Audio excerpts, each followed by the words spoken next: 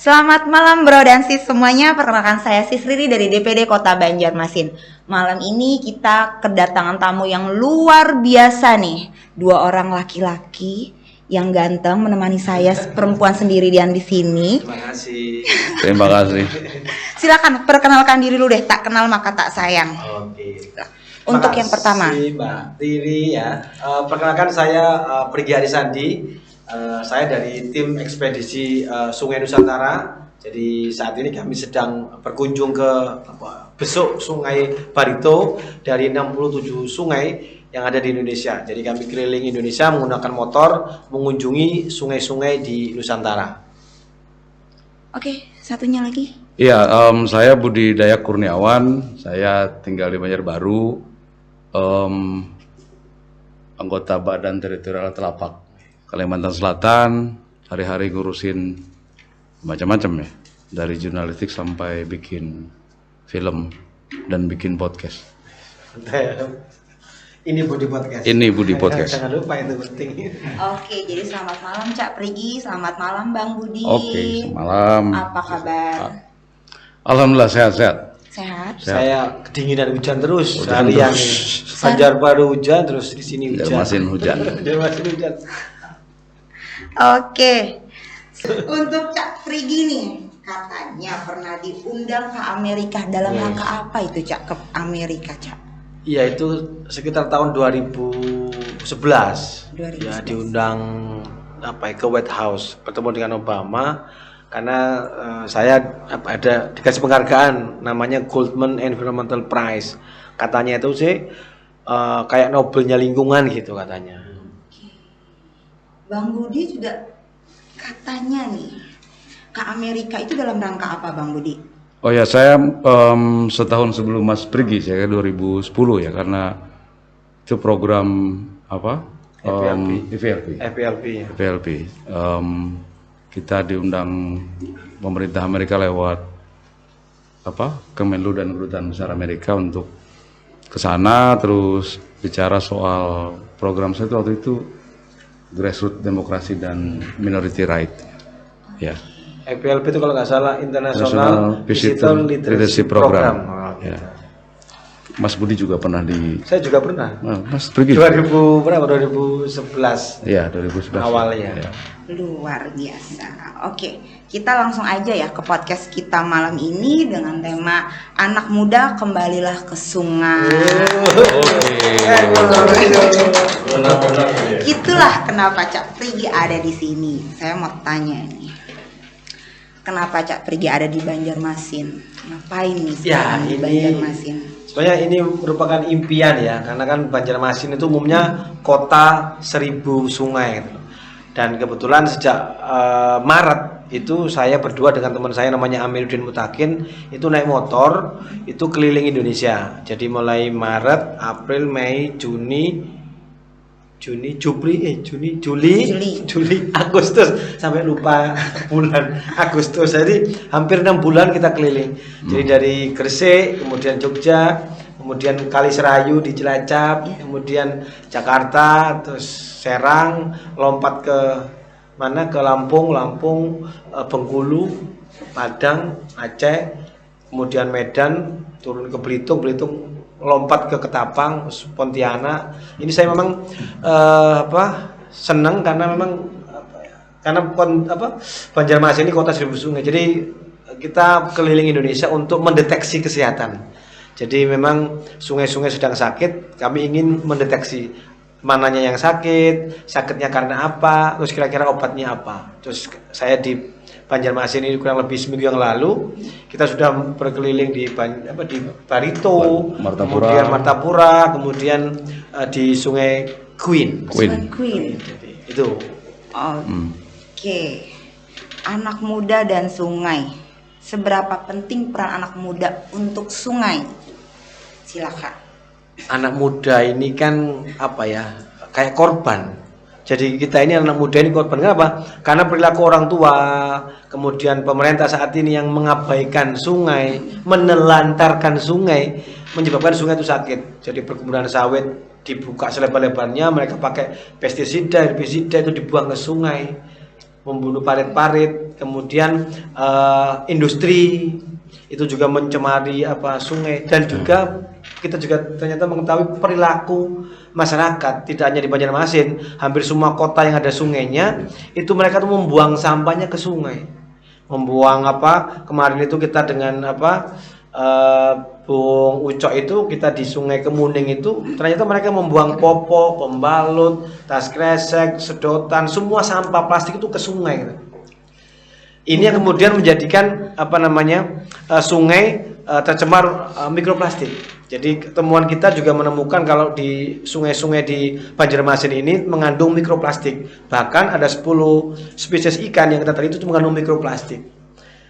Perilaku masyarakat dulu, orang-orang dulu atau pemerintah sekarang kalau lalai mengelola sungai, akhirnya yang menjadi korban kita, anak-anak kita, generasi muda, mereka merasakan dampak akibat pembangunan yang tidak berpihak pada lingkungan. Jadi anak muda menjadi korban. Maka kalau kita menjadi anak muda yang cerdas, kritis, ya jangan tinggal diam, maka harus berperan, harus turun tangan, harus ambil bagian untuk berpartisipasi menjaga sungai, mengamati sungai, atau setidaknya mau berpikir kritis untuk mendorong pemerintah, ya jangan mengabaikan sungai, prioritaskan dong sungai. Jadi sungai harus diprioritaskan. Kalau anak muda diam, maka pemerintah diam. Maka anak muda harus kritis, harus mulai turun ke sungai, harus mulai kemudian ya seperti kemarin kita bersama dengan community Young Solidarity ya di Banjarbaru, anak muda kita turun ke sungai untuk kemudian mendeteksi kesehatan sungai di Kemuning di Banjarbaru gitu. Ngambil sampah di sungai, bersihin sungai. Iya, salah satunya kita ngambil sampah, tidak hanya ngambil sampah tapi kita juga melakukan brand audit. Jadi kita melihat merek-merek, produk-produk, produsen apa yang mencemari sungai yang banyak. Itu. Karena mereka yang bertanggung jawab, mereka juga harus ikut membersihkan sungai dari sampah yang mereka hasilkan gitu. Oke, baik. Dalam isu lingkungan apa saja yang sudah dikerjakan selain kalau tadi tuh naik motor tuh isu lingkungan kan? Loh, untuk mendeteksi sungai harus naik motor. Oh, biar bisa masuk Iya, ke dalam-dalam harus gang, masuk iya. ke dalam-dalam ke pelosok-pelosok gitu ya. Iya, okay. Karena kalau naik mobil agak susah ya. Susah ya. Naik perahu. Oke, Jadi, sekarang siapa nih yang mau jawab? Yang kami lakukan ya sama. Jadi kita ini kan katanya Indonesia negara yang kaya, mega biodiversity. Kita ini punya keakraman hayati nomor 3 setelah Brasil dan di Afrika. Jadi kita punya potensi flora fauna yang cukup tinggi. Tapi sayang kita menghancurkan, kita mengalihfungsikan, mendeforestasi hutan menjadi sawit, kebunan, membuka menjadi tambang. Kemudian kita juga mencemari sungai kita gitu. Jadi ini kan kemudian kita mencari bukti itu. Jadi saat ini kita mencari bukti kalau sungai kita sedang sakit atau lingkungan kita sedang sakit gitu. Maka itu yang kami lakukan. Jadi kita mengedukasi anak-anak. Kemudian kita juga menggugat pemerintah pusat. Jadi bulan Maret itu kita mensomasi para gubernur yang ada di Jawa. Karena kita melihat gubernur di Jawa itu tidak mampu mengelola Bengawan Solo, Citarum, Ciliwung, Brantas. Akhirnya sungainya tercemar. Padahal sungai ini menjadi bahan baku air minum. Jadi sangat ironi, satu sisi kita tuh meminum dari air sungai, tapi di lain pihak kita mencemari sungai. Maka kita mensomasi Gubernur Jawa Timur, Gubernur Jawa Barat, Jawa Tengah, DKI, dan kemarin kita juga mensomasi Jokowi. Karena kita menganggap pemerintah kita belum mengarus utamakan pencemaran sungai. Sungai dianggap tidak penting gitu. Begitu. Oke. Banjarmasin, kota 1000 sungai. Persoalan lingkungan yang paling mendesak dan paling mendasar ini, Cak, kira-kira apa? Apa ya? Kira-kira tadi itu kita jalan di Pasar Lama. Terus teman-teman itu katanya ada satu ibu-ibu bilang sudah ada pengolahan sampah, tapi ada juga kita temukan ibu-ibu yang masih membuang sampahnya ke sungai. Jadi memang ada dua hal penting sih.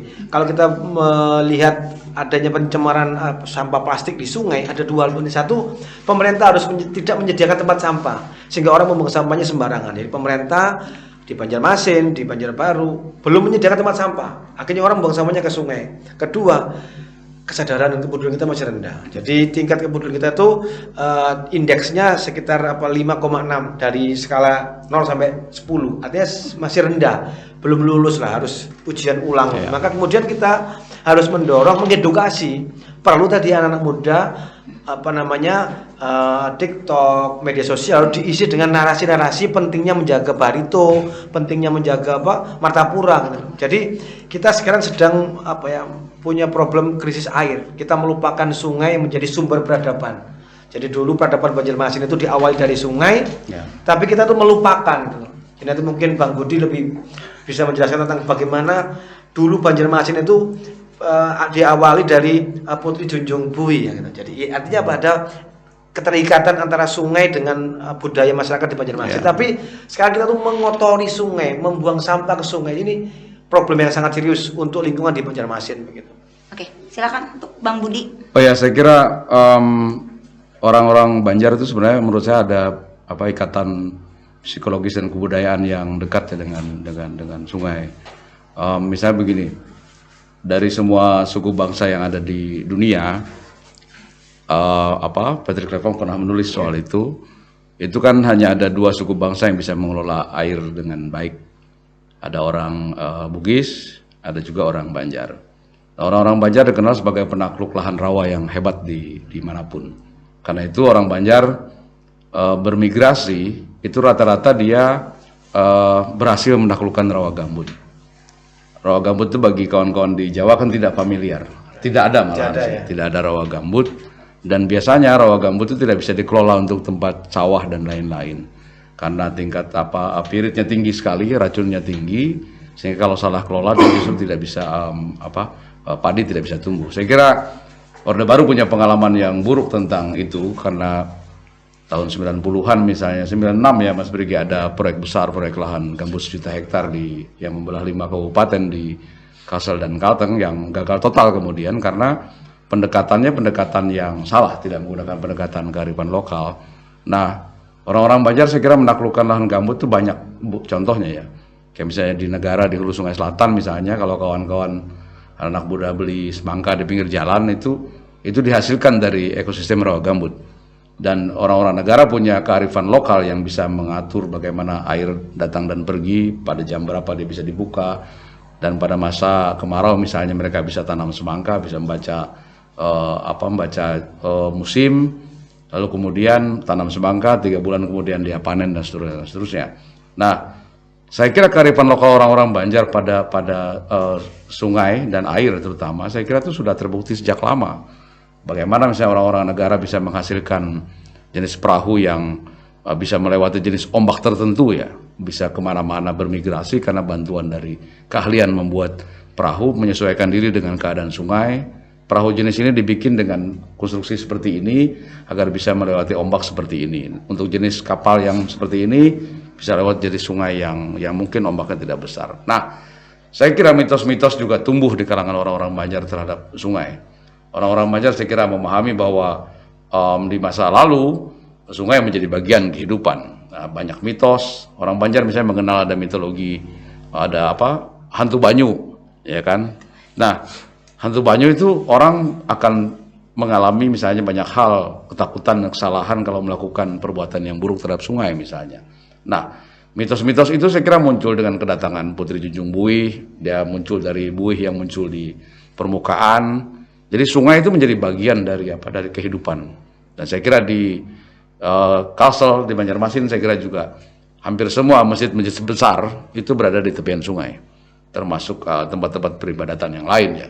Nah, saya kira sungai memiliki hubungan yang sangat dekat dengan orang-orang Banjar. Nah, misalnya orang Banjar punya kearifan lokal untuk mengetahui bagaimana membangun rumah, misalnya.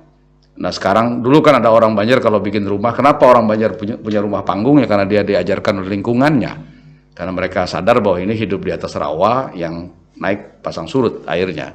Sehingga ada tanda misalnya kelimbuai, keong, jenis tertentu itu bertelur di tingkat ini, setinggi ini, maka air akan sampai pada tingkat itu, sehingga pondasi rumah harus lebih tinggi dari tempat keong itu bertelur. Nah, itu kearifan lokal yang semakin hari semakin dihantam perubahan zaman. Orang-orang tidak lagi membangun rumah panggung, semua dicor, semua diuruk. Begitu air pasang tinggi, air bingung. Saya sering bilang di Banjar ini nggak ada banjir sebenarnya, yang ada tuh air bingung, mau ngapain, mau kemana dia. Jadi begitu air tinggi, nah Mas Brigi saya kira paham. kan aliran air itu kan dari zaman tahun nol kan tetap di tempat yang sama. Sungai-sungai purba itu dia mengalir di tempat yang sama. Dulu mungkin tidak ada rumah, dia tetap lewat situ. Begitu ada rumah, ada ruko, ya air dari zaman kapanpun sampai kiamat dia lewat situ. Nah, yang jadi persoalan adalah dulu air lewat tidak ada bangunan, tiba-tiba ada bangunan, yang disalahkan airnya. Nah, saya kira persoalan lingkungan di Kalsel lah, atau di Banjarmasin itu memang semakin hari semakin berat. Karena apa? Karena kearifan lokal ditinggalkan, kebudayaan ditinggalkan, terus muncul peradaban baru yang memang menjauhkan dirinya dari sungai. Nah, di kota Banjarmasin ini misalnya dulu orang kenal kota 1000 sungai, kata Mas Brigi. Ada joke misalnya ini menyebut bukan lagi kota 1000 sungai, ada orang bilang ini semacam kota 1000 comberan karena kotor di mana-mana.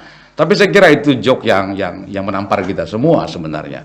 Nah, saya kira ini persoalan besarnya adalah ketika orang tidak lagi berpaling kepada kebudayaan lama, berpaling pada ajaran-ajaran lama, lalu merasa hal sekarang lebih modern dibandingkan masa lalu, meninggalkan yang telur keong itu, dan merasa bahwa kalau bikin rumah itu beton dan dicor dan itu lebih keren daripada kalau bikin rumah panggung. Nah, ini satu hal yang menurut saya menjadi persoalan besar. Nah, zaman berganti, anak-anak muda tumbuh dengan peradaban dan tidak lagi terkait dengan kebudayaan lama. Nah, saya kira ini pekerjaan besar. Mas Brigi saya kira datang ke Banjarmasin ini semacam early warning system, early warning bahwa kau tinggal di kota sungai tapi kau tidak peduli pada sungai, kau tinggalkan sungai, ini ada kandungan mikroplastik dan lain-lain secara ilmiah kawan-kawan bisa bikin. Kemudian sekarang persoalannya adalah apakah memang kita masih merasa sebagai manusia yang punya hubungan dengan sungai, atau kita merasa tidak lagi menjadi bagian dari kehidupan itu. Padahal apa yang tidak berasal dari sungai? Ya kan, orang minum dari sungai, air baku dari sungai, dan segala macam itu. Nah, kemudian kalau kita mengkhianati kebudayaan ini, terus kita mau ngapain hari ini, ya kan? Nah, saya kira poin saya itu sederhana kadang-kadang. Sepanjang orang tidak bisa bersahabat dengan lingkungannya, Mas Brigi, ya, tidak bisa berteman gitu. Ya, lingkungan itu punya logika sendiri. Jadi dia kadang sering membalas dengan cepat. Spontan uhui lah. Jadi kalau kau tebang pohon, ku kasih banjir, kata lingkungan. Kalau kau rusak sungai, ku kasih mikroplastik. Kalau kau rusak, kau tanam perkebunan sawit, aku beri ABCD. Kalau kau tebang hutan, ku kasih badai. Jadi spontan uhui. Jadi kita tuh kadang nggak sadar bahwa kita merusak apa yang kita rusak, maka itu akan kembali kepada kita. Saya kira itu. Oke, saya juga baru tahu ini masalah tadi telur keong itu. Telur keong yang sudah bingung mau bertelur di mana. Saya bingung itu. Saya baru tahu itu. Karena keong itu biasanya Mas Brigi, dia bertelur hanya di ada air, dan biasanya di tiang kayu ulin, ya. Kuning-kuning yang merah-merah. Ya, merah-merah itu. Nah, sekarang kayu ulinnya hampir tidak ada. Dia susah bertelur di beton-beton itu, ya. Jadi keong pun bingung, bukan hanya kita. Saya juga bingung. Oh, jadi sekarang tahu kan alasannya kenapa si keong itu bertelur di situ, ya, gitu. Oke. Ya, jadi bikinlah rumah di atas telur itu karena air akan naik di atas. Itu. Oh. Sampai situ batas airnya. Oke, baik. Sekarang peran anak muda, peran masyarakat dan peran pemerintah. Mas Brigi lah kalau peran anak muda, peran masyarakat. Silakan. Jadi peran tadi kan ini ya anak muda sekarang kan dengan zamannya sendiri itu. Ya. Salah satu indikator atau bukti zaman itu eksesnya adalah plastik tadi. Betul. Jadi plastik itu indikator kalau memang kita ada zaman yang baru, zaman plastik ini. Tapi kemudian kita mengingatkan kalau gaya hidup kita itu kemudian akan memberikan dampak pada kita sendiri. Jadi apa yang kita buang akan kita makan itu. Ya. Jadi kalau setiap hari kita yang dipakai botol air minum dalam kemasan, pakai saset, kemudian sedotan, styrofoam, plastik semua yang single use plastik ini sekali pakai itu kan kita buang kan. Terus kita buang kan kadang pemerintah nggak menyediakan tempat sampah, akhirnya kan kemudian dia dibuang ke sungai. Jadi temuan kami tadi di Pasar Lama, kemudian di Jembatan Sudirman itu banyak sampah plastik. Lama-lama dia akan terfragmentasi atau pecah-pecah menjadi serpian-serpian plastik berukuran di bawah 5 mili yang disebut mikroplastik. Nah, plastik ini itu seperti plankton, jadi seperti makanan ikan. Jadi ikan kemudian mau makan plastik ini. Ya. Ikannya kita makan. Jadi ini kan artinya apa? Jadi memang problem plastik ini problem global. Jadi Indonesia ini menjadi penyumbang pencemaran plastik terbesar kedua setelah Cina. Jadi setiap tahun Indonesia itu menghasilkan sampah plastik laut sekitar 3 juta ton. Kenapa? Karena pemerintah tidak mampu mengelola sampah dengan baik. Jadi pemerintah itu hanya mampu melayani sekitar 30-40%. Sisanya 60-70% orang membuang sampahnya sembarangan, ditimbun, dibakar, terus dibuang ke sungai. Tadi 3 juta ton. Jadi total Indonesia itu menghasilkan sampah plastik sekitar 8 juta ton. Dan 3 juta ton terbuang lewat sungai terus ke lautan. Tahun 2050 ya itu UNEP itu United Nations Environment Program memprediksi jumlah plastik akan lebih banyak dibandingkan jumlah ikan. Bahkan kemarin tahun 2022 ini WHO merilis sebuah penelitian, akses air minum di Indonesia, air bersih itu sekitar 20%. Jadi air kita punya banyak, tapi 80% nggak aman untuk kita konsumsi, kita akses, karena tidak aman, tercemar E. coli, tercemar mikroplastik gitu. Jadi apa yang anak muda lakukan? Anak muda ya harus melakukan upaya untuk mengurangi pola konsumsi kita terhadap plastik. Jadi styrofoam, botol, minuman sekali pakai, terus tas kresek atau tas aso itu ya, itu harus dikurangi. Jadi kita harus berani diet kantong plastik, mengurangi sampah. Jadi sampah yang kita hasilkan memang umumnya orang semakin makmur, semakin gajinya banyak, semakin belanja banyak gitu. Tapi belanja banyak itu kan juga menghasilkan sampah kan itu. Iya. Banjarmasin ini sebenarnya sudah mengawali sebuah peraturan atau regulasi tentang pengurangan penggunaan plastik sekali pakai, tapi tidak ditegakkan itu. Regulasinya ada tapi nggak ditegakkan. Maka kemudian ya butuh anak muda untuk menginisiasi sebuah gerakan tolak plastik sekali pakai gitu. Itu yang pertama. Kedua, anak muda ini kan generasi setelah akan menjadi pemimpin setelah kita ke depan. Maka dia harus kemudian mengingatkan pemerintah dengan kemudian melakukan kajian atau membesuk sungai, mendekati sungai, melihat sungai apa sih problem real di sungai-sungai di Banjarmasin ini. Baru kemudian dia akan memberikan solusi. Tanpa kita turun ke sungai, kita nggak akan pernah tahu problem apa ya sebenarnya yang terjadi di sungai kita. Maka kemudian anak-anak muda harus turun ke sungai. Jadi mari kita semua kami mengajak anak-anak muda untuk membesuk sungai kita, membesuk Martapura, membesuk Barito, membesuk Sungai Kuin. Harus ada kegiatan kita penciptaan program wisata sungai. Mungkin kalau sudah wisata tapi dikasih narasi. Orang tidak hanya kemudian lewat sungai selfie, tapi harus ada narasi. Orang berhenti di satu titik dan bercerita, anak muda. Ini dulu masjid pertama di sini. Ini dulu pasar tabung pertama di sini. Menciptakan keterkaitan tadi. Kemudian air ini untuk bahan baku air minum. Karena juga kita temukan, mohon maaf, banyak orang beol di sungai. Kemarin sampel itu ternyata ada banyak pasukan kuning itu mengapung di sungai. Artinya kan ini harus didorong untuk jangan beol di sungai, jangan buang sampah di sungai. Selain anak muda, tapi juga perlu pemerintah yang punya regulasi, yang punya APBD. Pemerintah harus mengalokasikan anggaran besar untuk membersihkan sungai-sungai kita. Harus berani kita mengalokasikan, kalau untuk pendidikan 10%, mungkin harus 20% untuk memulihkan Barito gitu loh, memulihkan sungai-sungai kita. Harus didorong untuk agar APBD kita itu ada alokasi membersihkan sungai Barito, membersihkan sungai, harus dialokasikan. Jadi sehingga kemudian ya semua orang harus berpikir di sungai, dan kemudian harus ada sebuah komunitas yang mengingatkan semuanya, mengedukasi, seperti iklan. Kita ini kan secara nggak sadar di bawah alam bawah sadar kita menggunakan produk karena iklan di mana-mana. Kalau kemudian isu sungai ini nggak pernah diiklankan, nggak pernah dikabarkan, mana mungkin orang mengingat gitu loh.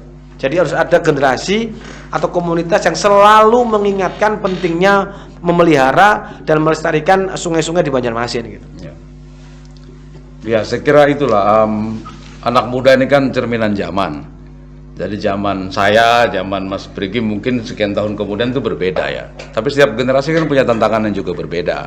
Nah, setiap generasi juga ada yang responnya juga berbeda.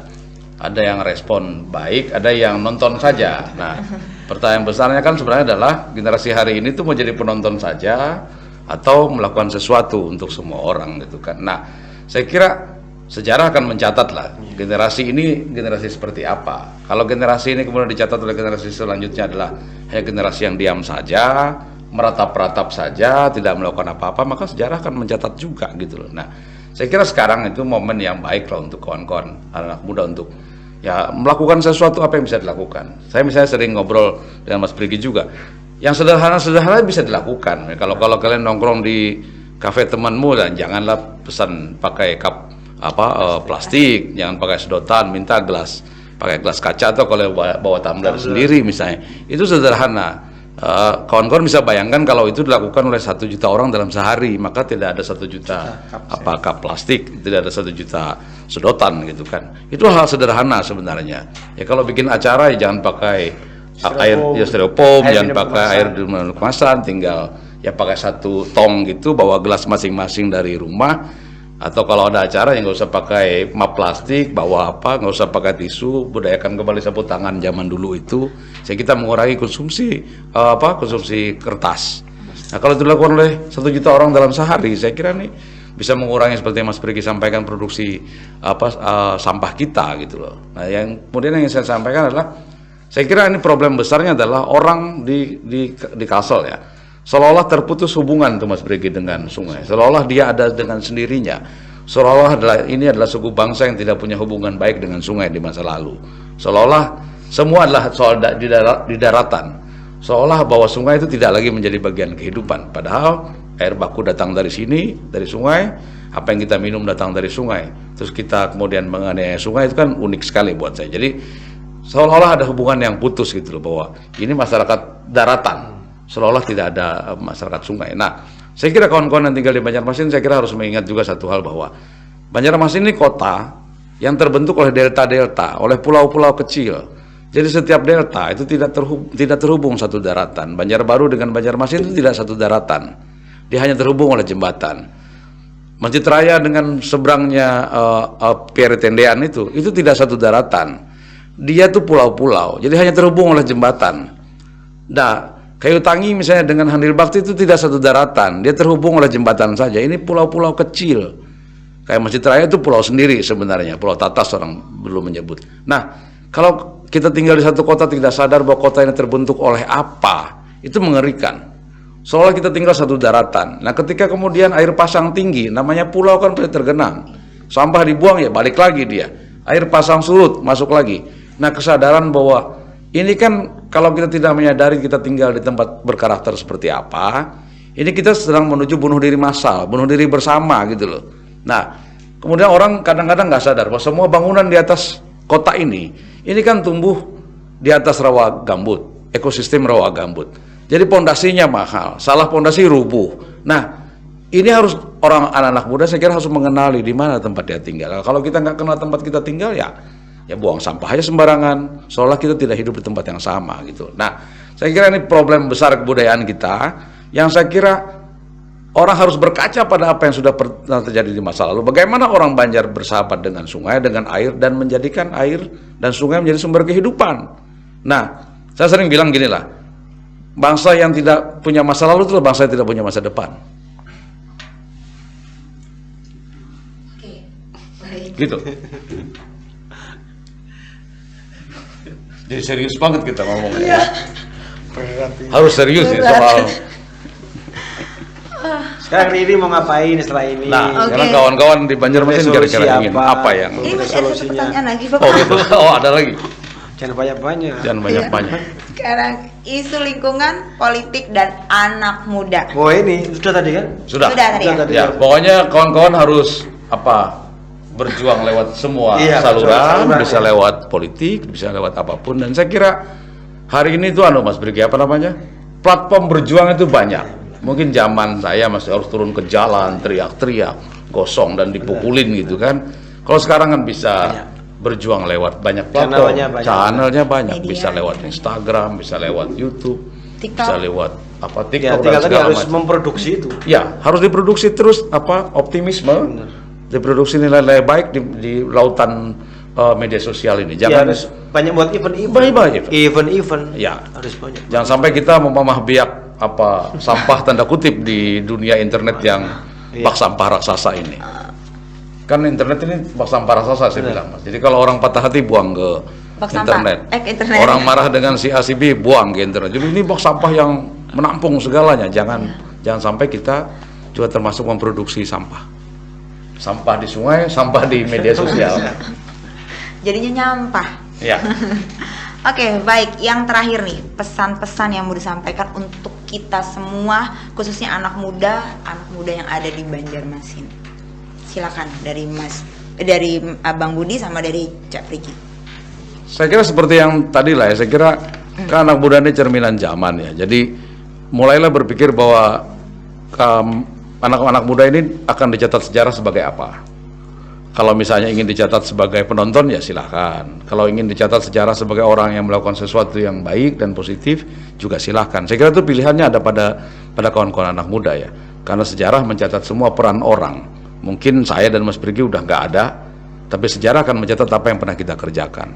Saya kira ya itu tadi saya bilang, yang punya masa depan itu yang punya masa lalu.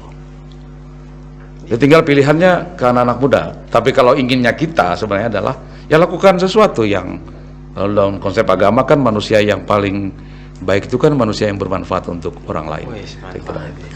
Jadi kalau bicara manfaat, mungkin tadi kita kekurangan informasi. Jadi mungkin usulan saya adalah kita harus membentuk semacam Barito Ya, crisis center gitu. ya, Jadi di mana semua informasi tentang sungai-sungai di Kalsel itu ada di tempat ini. ya. Di Barito crisis center. Jadi orang bisa mengumpulkan informasi jenis ikan yang ada di Barito, Ya. kemudian sumber pencemaran, dan orang juga bisa mengambil informasi di situ. Ya. Jadi kayak semacam pasar informasi tentang sungai-sungai di Kalimantan Selatan. Dan itu siapa yang harus melakukannya? Anak-anak muda. Turun ke sungai, turun ke lingkungan, bikin event-event dan dikumpulkan, mengajak kan. Ya. Ada Google Form, ada banyak media sosial yang bisa kemudian merekam dan mengambil informasi dari masyarakat dan mengembalikan dalam bentuk polesan ya tadi. Kita buat podcast, kita buat video pendek, kita buat TikTok, Ya. agar kemudian ruang-ruang ini terisi dengan informasi tentang pentingnya sungai. Ya. Mengembalikan lagi budaya sungai dan mengembalikan peradaban kita yang benar-benar sangat tergantung dan hidup dari sungai gitu. Ya, saya kira itulah ya. Kembalilah ke sungai. Kembali ke sungai, maka besoklah sungai. Besoklah sungai, kembalilah sungai. Oke. Oh, tadi kita pertanyaan belum dijawab sama Gimana? Riris mau ngapain setelah ini? Apa resolusinya setelah ini? Saya mau susur sungai. Weh, susur sungai. Saya mau susur sungai. Kasih tepuk tangan dong ini. Saya mau susur sungai sambil bawa kantong kali ya, kantongan. Kantong sampah. Kantong sampah. Ya. Oke. Dan mulai mengenali telur. Keong tadi tuh. Iya. Oke. Jadi habis ini pulang saya lihat telur keong bertelur di mana? Ya, itu dia. Itu di puncak. Puncak tingginya air. Oke, kesimpulannya dari pembicaraan kita malam ini adalah bro dan sis semuanya, mari sama-sama kita kembali ke sungai, jaga sungai kita, bersihkan sungai kita, jaga Banjarmasin, jaga Kalimantan.